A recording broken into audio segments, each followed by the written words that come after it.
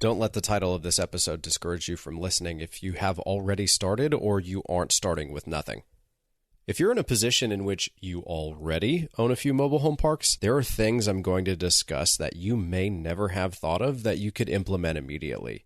If you are in a position where you have saved up your own capital and you just need the right opportunity to place it, again, you may hear something on this episode you've never considered before. But if you're like I was, broke, inexperienced, and stuck in a career with no reasonable way up or out, then this episode may be the roadmap you've been looking for. Warning. This podcast features the truth about owning and operating mobile home parks. The following program is not designed to be sexy. It will not hype you up on MHPs. Rather, this is a raw take on this industry and how you find your own path to success. Welcome to MHP IRL, Mobile Home Parks in Real Life, with your host, Ryan Norris. In July of 2015, when Ian and I started Archimedes Group, we had no experience, no network, and effectively no money. I personally had more student loan debt than capital to invest in deals. We were two 20-somethings with big dreams and the willingness to do what it took to achieve our goals. Now, at the start of 2019, we have closed on 7 properties and both work full-time on our business, having escaped the purgatory of being trapped in corporate America. 3.5 years later, I can clearly see what it took to lift myself from that drudgery of being an employee to the freedom of being an employer. But it didn't really take 3.5 years. By July of 2015, I had already worked a bunch of jobs that helped me hone my skills, read a ton of books, and networked with a lot of people that really broadened my perspective. And most importantly, I had developed a good understanding of who I was and what I wanted. That made starting off so much easier. You may not realize how much you are growing. Success is not linear.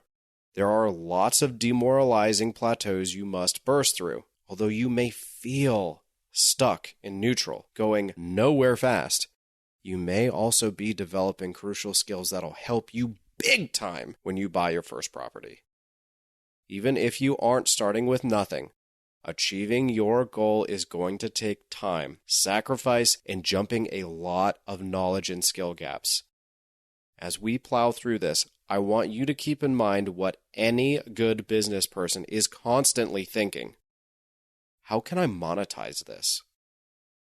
In the life cycle of a business, mobile home parks are mature, meaning to really stand out in a space that innovation likely won't disrupt it anytime soon, you have to find alternative revenue streams to outpace your competition and even just to survive or even get started. If you are starting with nothing, you may not have an option but to find other ways to compensate yourself along the way. Let's begin. Jim Collins, in his book Good to Great, says that you need to find the intersection of the following 3. Something you are passionate about, something you can be the best in the world at, and something that's lucrative. To achieve that intersection, you need to know you. And you likely don't know you as well as you think you do. This soft skill is so easy to brush off, yet so difficult to fight head on since it requires exposing weaknesses in your own self-esteem that are, quite frankly, just easier just to ignore altogether. I've talked before about how I was pleasantly surprised to find that my skill sets and passions actually matched mobile home parks, and that if they didn't, it would have been a nightmare. So, let's talk about what those skills are. The following are skills you will need in no particular order. Marketing, sales, negotiation, basic accounting, financial analysis, ability to collect back due rent, emotional intelligence, employee management, contractor management, Spanish speaking, property management, tenant screenings, and efficient time allocation. For each of those skills you do not have, expect to pay for that gap in one way or another, be it by hiring someone, opportunity costs of missing revenue, or even time learning it yourself or stressing about things, which can be a serious toll on you emotionally. You can't hire a $10 per occupied lot manager or even a $30,000 a year property manager and expect him or her to be proficient at all of those skills. Either you'll need those skills or you'll need to partner with or hire someone with those skills, which will cut into your take-home money. Before we dive in, I must say, do not fall into the brush-off trap. Let me explain. Even with 4 years of selling cars under my belt, Ian, with no sales experience, ran circles around me in many regards to the sales processes within mobile home parks. The reason is he figured out the nuances before I did. I was too focused on executing the same techniques that made me successful at selling cars to see that they didn't apply to mobile home parks. After initially falling into the brush-off trap, which is essentially just brushing off one of those skills I mentioned as, not a big deal, I've done that before. The only way I was able to make the correct adjustments was by gaining mobile home park specific experience and allowing myself to learn and grow. Marketing. You'll need to figure out the medium and the message. Be prepared to adjust on the fly, as different markets can respond very differently. Some markets are full of wannabe homeowners. Some markets are full of renter-minded folks that want flexibility. Some markets love Craigslist, while others love Facebook. Other mediums that might work for you include Zillow, bandit signs, and word of mouth. Sometimes you'll find a hybrid combination strategy is the most effective. Sometimes you'll have to gut your entire plan and start from scratch. We recently bought another property only 20 minutes north of a property where we had a waiting list for folks that wanted to move in. Yet in seemingly the same market, with the same message, with a waiting list, we are having to completely change our marketing. Sales. Not everyone who shows up is going to fall in love with your property and sign your lease without issue. Folks are going to ask some seriously good questions. How do I know you are committed to keeping this property safe and clean? Why would I pick your mobile home park over a similar local one? Sales isn't about a sexy pitch. It's actually more about uncovering objections and the deeper concerns hidden within them, then successfully addressing those psychological impediments. The same applies to cold calling. I've said before, it's essentially impossible to outsource rapport building with potential sellers. Owners will ask you tough questions like, where would I put the money if I sold this place? How do I know you won't retrade me? Or worse, it's not for sale. Click. Even if that doesn't make you cringe, consider that I've been speaking with difficult mobile home park owners for years that may never sell to me. Yes, I've had to stomach through truly wicked people politely listening to their stories about hiring prostitutes to legally stealing mobile homes from tenants. If the underlying excitement of eventually persuading someone despite the crap they throw at you isn't there, sales isn't for you. Be that either with mobile home park sellers or prospective tenants, you'll have to outsource it, and for a price. Tenant screenings. Not everyone that walks into your office will have a 700 plus credit score with a great job, clean criminal history, and no evictions or vicious pets. In fact, that's the minority. We're dealing with affordable housing, so naturally you're going to have a lot of people you'll be on the fence about, and you'll need to make a decision. All while being in accordance with fair housing laws.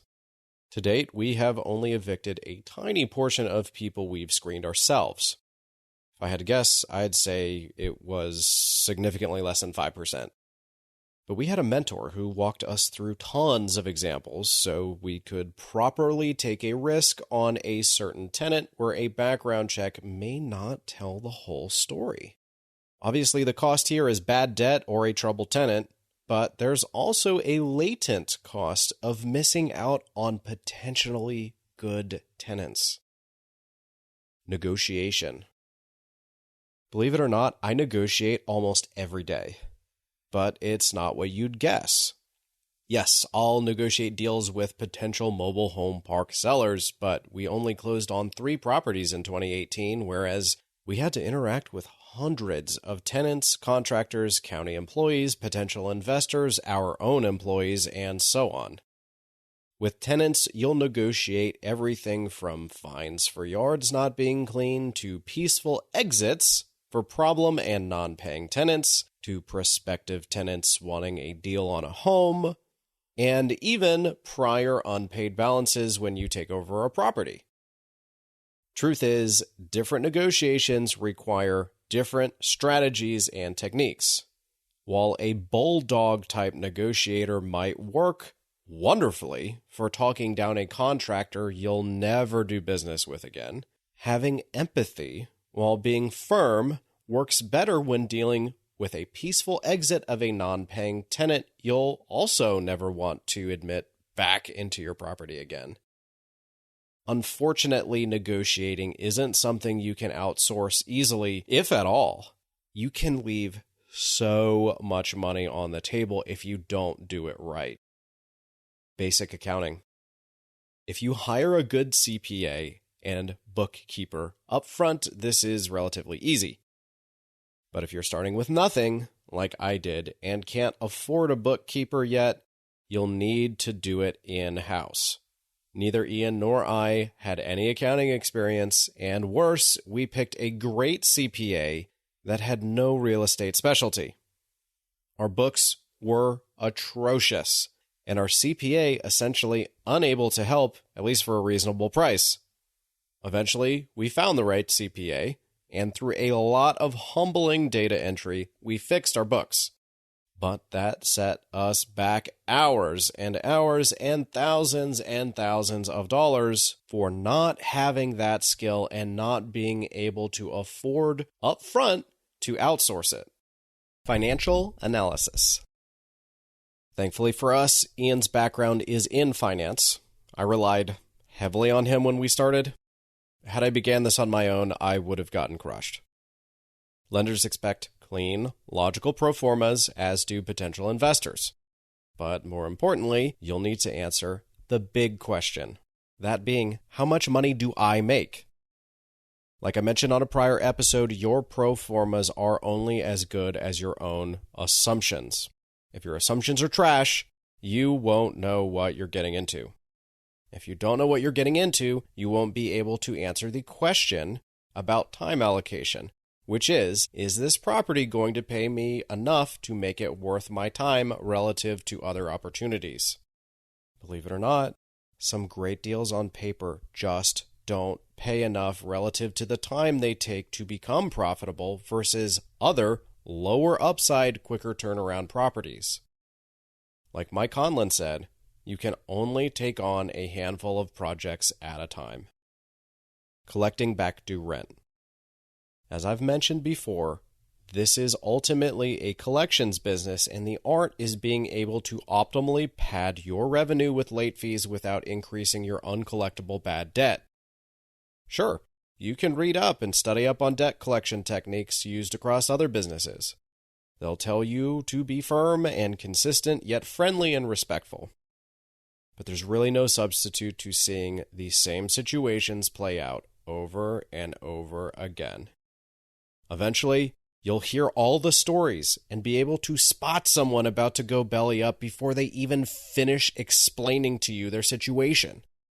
Even then, some people are so good at living on the fringe of losing it all that their stories are incredibly persuasive. Evictions are no fun for anyone, but you have to know when to execute this power. I have tenants I have never met and will likely never meet. I have tenants I know on a first-name basis because they're always up to something. Is that additional time and aggravation worth the late fees? You'll need to determine that. Emotional intelligence. People don't always listen to reason. Sometimes you'll need to diffuse a potentially dangerous situation. Some people you can influence and are reasonable. Others aren't, and you'll need to cut ties.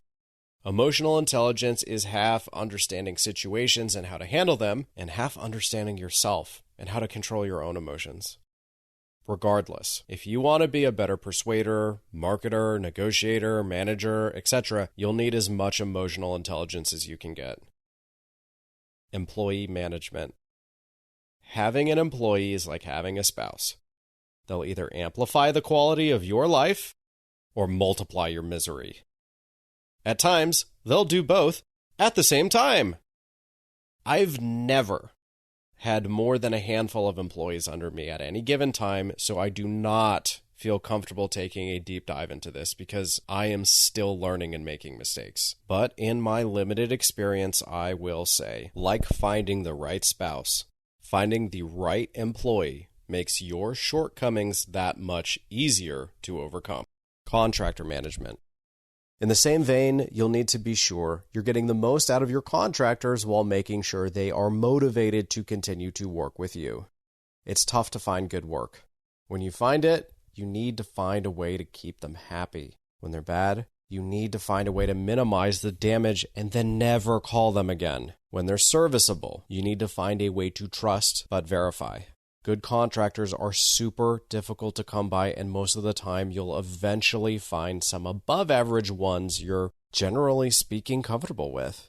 Hiring a contractor isn't like buying something at Target where if it doesn't work out you can just go get a refund. It's a real skill set you'll need to hone, and the only way to do that is through experience. Spanish speaking.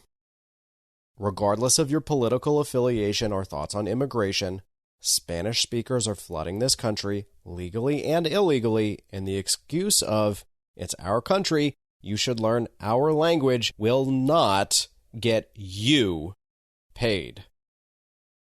I have had some wonderful tenants and contractors that are full citizens that just for whatever reason never learned English. My Spanish is not great. I'd say es bastante, which means it's enough.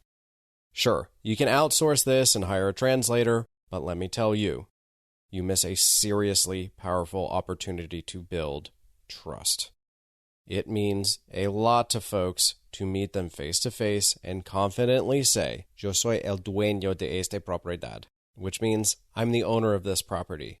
And then, Yo quiero una propiedad segura y limpia, which means I want a safe and clean property. Spanish folks have super close-knit communities and can be wonderful contractors. Even just a functional level of Spanish-speaking ability goes so far. Property management. This is an entire podcast episode in and of itself. But the gist is that if you are starting with nothing, you likely won't have the ability to hire a property manager while also being able to quit your job. If you do it like I did and paid yourself the money you had budgeted for a property manager, you can also achieve the ability to go full-time in mobile home parks. I only had to be my own property manager for about 14 months. If you ask Ian, he'll tell you it was painful, but he'll also tell you it was the best thing for him and I because we achieved a frontlines experience and education that no boot camp or book could ever realistically have taught us. Efficient time allocation. You must be able to identify the most valuable activities and maximize your time spent on those high-value activities. Things aren't as easy as X activity pays $10, Y pays $5, and Z pays $1. In that case, if you could only do one, obviously, you'd take the $10 activity, and if you could, you'd pay someone, say, $2 to do the $5 activity, profiting $3 and foregoing the $1 activity altogether. But life doesn't always make things that simple, and there are tons of time traps out there. Like Tim Ferriss says in the 4-Hour Work Week, There is a difference between being productive and just active. You may feel like you crushed it one day because you got a lot done, but if you plowed through 9 $1 activities, the lazy person who just did the one $10 activity was more productive than you. Spending an extra hour on a pro forma might make it slightly easier to lock down an investor, but an extra hour of cold calling might result in a lucrative finder's fee and/or new deal. To wrap up, the bad news about not having some of these skills I mentioned is that, yes, you will have to pay in some way, shape, or form for not having them. But the good news is that although someone will have to be compensated, there's no reason that can't be you. If you're willing to do what it takes to learn and are able to find someone that is willing to pair up with you and is willing to stomach your growing pains, then you, like I did, can find a way to start with nothing. If you're starting with nothing, then you're forced to use other people's money, aka OPM. But even if you aren't starting with nothing, you need to consider OPM. Before I do the math, be careful of loss aversion. If you're looking at OPM as, I'm giving up equity by bringing on other investors, you will miss the I'm multiplying my capital by bringing in other investors. If you just want 1 or 2 mobile home parks and your goal is to hold on to them forever, then this may not apply to you. But if you're looking to scale a business and build wealth, you need to consider OPM. Let's look at an example. Say you have 2 deals that will pay 20% cash on cash, and the capital raise is $100,000 for each for a total of $200,000. Let's also say you are lucky enough to have $200,000 in cash, but that's your whole stack. Scenario 1, you go all in and you put up all $200,000 yourself. This yields $200,000 in equity plus any capital gains and $40,000 in annual dividends across your 2 deals. You cannot chase any more deals because all your capital is locked up and you need all of that $40,000 to live off of. Scenario 2. You put up only $50,000, $25,000 for each deal, and bring on an investor for the other $150,000, but also you have an investor willing to pay you a $25,000 finder's fee in each deal. With this, you have $100,000 in equity plus any capital gains and $20,000 in annual dividends across your 2 deals. You've doubled your money day 1, and you still have another $150,000 liquid to chase more deals. Now assume in scenario 2, you can continue to source identically performing deals until your capital runs dry. This is how the breakdown would look. With putting up $25,000 in each deal, you'll be able to participate in 8 deals total. At 20% cash on cash, you're getting $80,000 in annual dividends across your 8 deals. Not to mention, your unrealized capital gains might now skyrocket since you have an 8-park portfolio. Let's recap. Scenario 1 yields $200,000 in equity plus capital gains and $40,000 annually across 2 deals, tying up all your capital, and you're living off that $40,000 a year with no chance in sight to have more money to invest in future deals unless you go back to work or sell the properties or refinance them, assuming you can. Scenario 2 yields $400,000 in equity plus likely greater capital gains and $80,000 across 8 properties. Assuming you can live off only $40,000 annually, you have an additional $40,000 per year coming in to reinvest in more deals, plus you'll likely be able to obtain more attractive debt, assuming all 8 can be refinanced together. Other important considerations. Obviously, this example was academic in nature. Rather than picking it apart, go do the math on your own. You might find something you never considered before. There are other ways you can compensate yourself when bringing on investors. For example, asset management fees for on-site or off-site property management, back-end finder's fees, equity promotes, waterfall structures, and so on. Not all OPM is created equal. Some investors are obnoxious, and could threaten to ruin your entire enterprise even if things are going perfectly. To find the right OPM, you'll have to build a solid network of go-to people. If you were to ask me in 2012 how many millionaires I could call or text and receive a warm response from within 24 hours, I would have confidently told you 0. Today is a completely different story. As the old cliche goes, it's who you know. Here's my question. Why don't people spend more time networking? It's not like that cliche is a secret. You'll need to know lenders, investors, contractors, mentors, influencers, connectors, and on and on. Knowing the right person can make your life incredibly easy.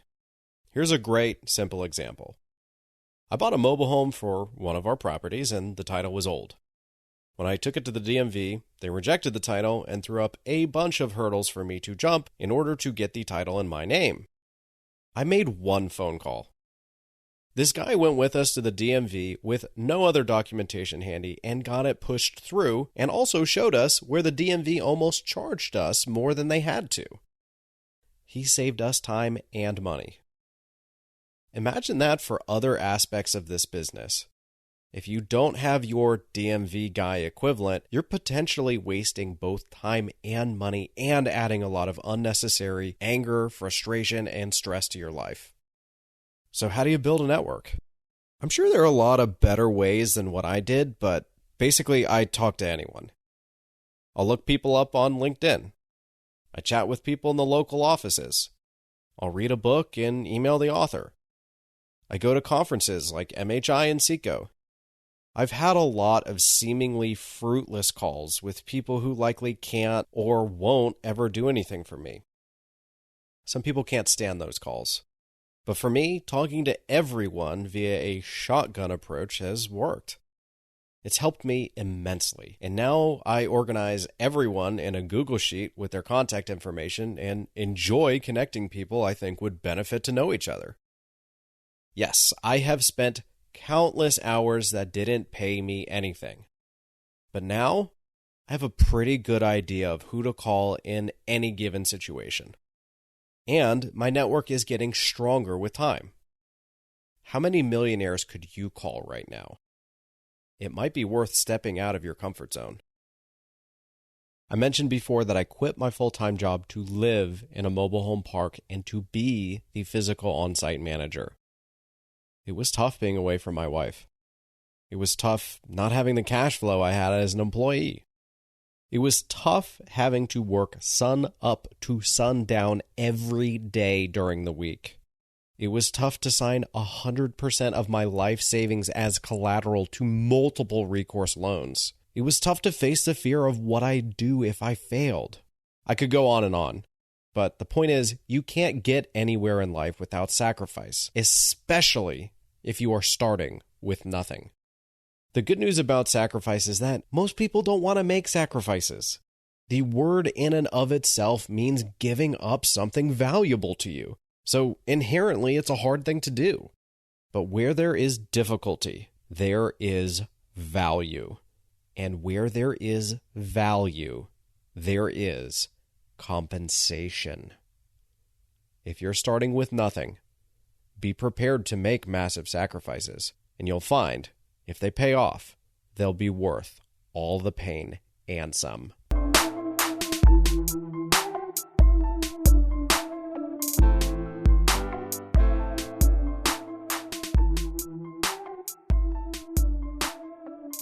Starting with nothing is a bit of a clickbaity title because I didn't really start with nothing. And neither are you. You have skills. You have some money. You weren't born in a third world country with poor educational institutions damning you to a life of poverty.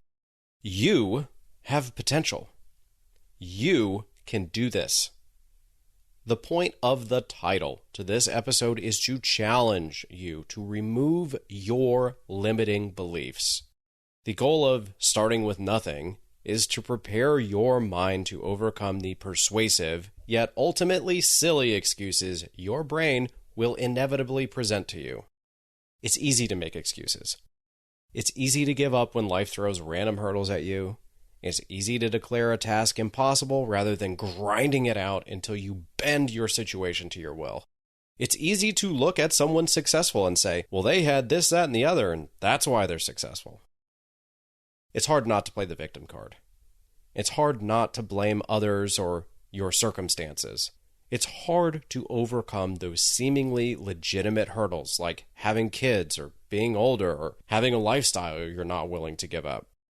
But if you are only to take away one thing from this episode, it's that if you want to start something seemingly impossible, it begins by first convincing yourself that you can do it, and then continually reminding yourself that you have what it takes no matter how long or difficult or insurmountable the task may seem.